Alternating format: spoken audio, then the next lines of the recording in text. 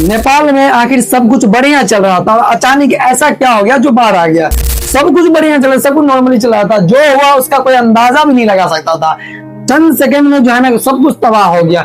युग है तो बड़े से बड़े इमारत, बड़े से बड़े बिल्डिंग्स, कार, घर वगैरह, काफी सारे लोग एक ही बार में बाढ़ के कारण जो है बह गए।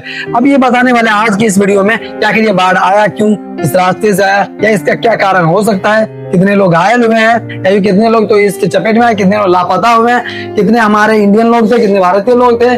और दोस्तों आज की इस वीडियो में एक्सप्लेन करने वाले इसका रियलिटी क्या है। और सही बता रहे हैं, नेपाल के साथ साथ बिहार में भी कुछ जिलों में तबाही आने वाला है बहुत जल्द, तो वो भी सावधानी कैसे बरतनी है, सावधान कैसे रहना है, ये सभी सारा कुछ आज की इस वीडियो में कवर करना है। नेपाल में जो बाढ़ है इसमें काफी सारे लोग जो है ना घायल हुए हैं, ठीक है, लगभग 400 प्लस में काफी सारे लोग घायल हुए हैं, कुछ लोग लापता है, लगभग 21 से 22 लोग, काफी सारे लोग काफी सारे लोग तो देते भी हो गए उन सबका, ठीक है। डेटा के अनुसार आप एक बार रिसर्च कर लीजिएगा। क्या जाए, नेपाल और तिब्बत की सीमा पर हिमालय क्षेत्र में ग्लेशियर के टूटने से, ग्लेशियर जो है ना कोलैप्स और क्या बोलते हैं लैंडस्लाइड होने के कारण जो है ना ये बाढ़ आई है, ठीक है, अचानक बाढ़ आई ये कहा जाता है, ठीक है। अब मैं बताने वाला हूँ कि जो है नेपाल और तिब्बत की सीमा, जो कि एक नदी जाती है नेपाल और तिब्बत की सीमा के और, ठीक है, हिमालय क्षेत्र में ग्लेशियर के टूटने से लैंडस्लाइड होने के कारण जो है ना कहा जाता है कि ये अचानक खतरनाक बाढ़ आ गया, फ्लैश फ्लड हो गया, ठीक है। लेकिन कुछ लोग ये कह रहे हैं कि भाई बारिश होने के कारण, लेकिन एग्जैक्ट इसका जानकारी ये है, ठीक है।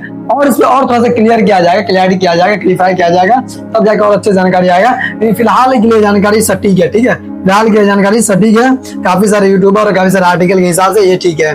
नेपाल और तिब्बत की सीमा पर हिमालय क्षेत्र में ग्लेशियर के टूटने, लैंडस्लाइड के कारण अचानक खतरनाक बाढ़, फ्लैश फ्लड आ गई नेपाल में, ठीक है। ग्लेशियर कैसे मतलब पिघलता है, ठीक है। देखिए कई सारे समय ऐसा होता है कि बारिश का पानी वगैरह आता है जिसपे उसको रास्ता वगैरह नहीं मिल पाता है, मलबा काफी सारे रहते हैं, जिसके कारण क्या होता है वो कहीं ना कहीं रास्ता को ब्रेक कर देता है, ठीक है। जिससे क्या होता है वो पानी जमा हो जाता है, ठीक है। पानी जमा होने के बाद कुछ ग्लेशियर वगैरह रहते हैं, वहां पे जाके जब पानी अंदर से नहीं निकल पाता तो विस्फोट होता है इस तरह से।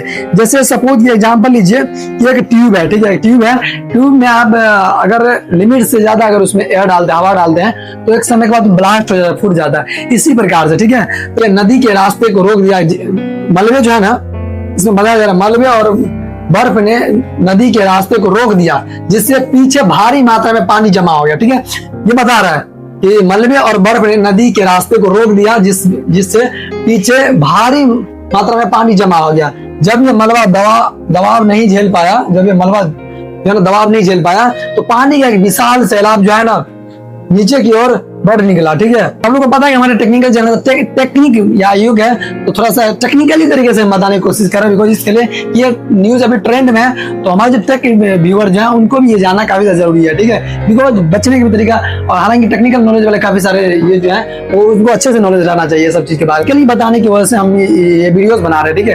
तो ये अस्थायी बांध का टूटना, ठीक है, और बर्फ के नदी के रास्ते रोक दिया, जिससे पीछे भारी मात्रा में पानी जमा हो गया, ठीक है। जब ये मलबा दबाव नहीं झेल पाया तो पानी का एक विशाल सैलाब, ठीक है, नीचे की ओर बह निकला। अब बात करते हैं कई सारे इसका रीजन हो सकता है। जैसे हम किसी को ब्लेम नहीं कर रहे, मान लीजिए कोई डैम है, ठीक है। अब डैम में क्या है कि पावर जनरेट किया जाता है, एनर्जी वगैरह जो कि बिजली वगैरह जनरेट किया जाता है, जिससे क्या होता है कि पानी को ब्रेक करके रखा जाता है, कभी कभी ऐसा होता है, ठीक है।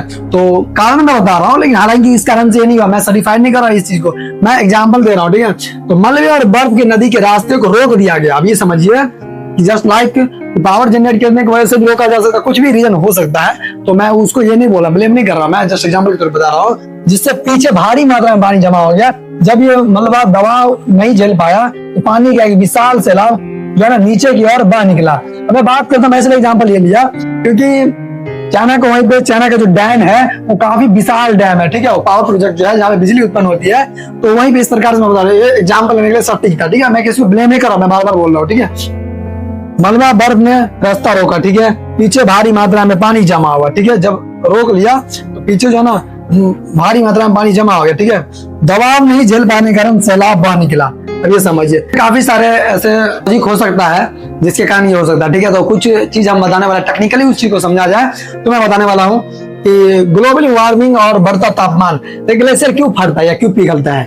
उसका रीजन सिंपल सा इस चीज में आर्टिकल के द्वारा कहा गया है, ग्लोबल वार्मिंग के कारण हिमालय का तापमान लगातार बढ़ रहा है, जिसमें ग्लेशियर तेजी से पिघल रहे हैं, अंदर से कमजोर हो रहा है। ठीक है, तो जो ग्लेशियर है ये पिघल रहा है, अंदर से कमजोर हो रहा है, जिसके कारण उन्हें फटने के काफी ज्यादा चांसेस रहते हैं। जैसे कि लाइक दरारों में पानी का जाना, पिघलती हुई बर्फ और बारिश का पानी ग्लेशियर के चट्टानों के द्वारा ग्लेशियर व चट्टानों के दरारों में चला जाता है, ग्लेशियर व चट्टानों के दरारों में चला जाता है, जो अंदरूनी हिस्सों को कमजोर कर देता है और अचानक जाने की बढ़ावा देता है। ठीक है, तो इस प्रकार से आप समझिए, पिघलती हुई बर्फ या पानी वगैरह चल जाता है इसके दरारों के अंदर। ठीक है, तो ये जो है ना कमजोर हो जाता है और ये ना ढाने लगता है। तो इस प्रकार से ग्लेशियर इस प्रकार से पिघलता है। ठीक है, ये छोटा सा एग्जांपल है समझने के लिए, छोटा सा लॉजिक, टेक्निकली इस चीज को आप समझते हैं, इसमें कोई बड़ा लॉजिक नहीं है।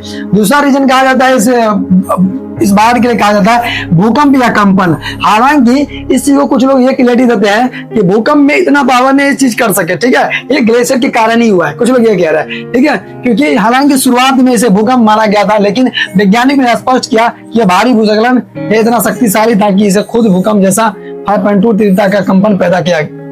ठीक है, ये ग्लेशियर। ठीक है, इस प्रकार से आप समझ सकते हैं, इस प्रकार से एग्जाम्पल है। तो मुझे लगता है कि आपको सारा कुछ समझ में आएगा, शॉर्टली तरीके समझ में आ गया होगा। हम बात करते हैं कि इससे आप बच कैसे सकते हैं, बिकॉज कहीं ना कहीं भारत बिहार जो है इसके अंदर कुछ जिले ऐसे हैं जिसके अंदर भी ये बाढ़ आने का जो है ना ये बाढ़ के लिए हाई अलर्ट जारी किया गया है। तो कुछ जिले ऐसे जिसमें सावधानी बरतनी होगी और इसके बचाव के लिए आपको ध्यान देना पड़ेगा। नदी या पोखर किनारे आप ना जाए, जो आपको बड़े से पोखर या नदी है उसके किनारे आप ना जाए। बचने के लिए पूरी कंफर्म व्यवस्था कर ले, या यूं के तो बच्चे वगैरह को नहीं जाने दे। कोई आपसे दूर है तो उनको संपर्क करके नजदीक बुला लीजिए, जैसे भी हो नजदीक बुला लीजिए। हालांकि हाई अलर्ट जारी कर दिया गया।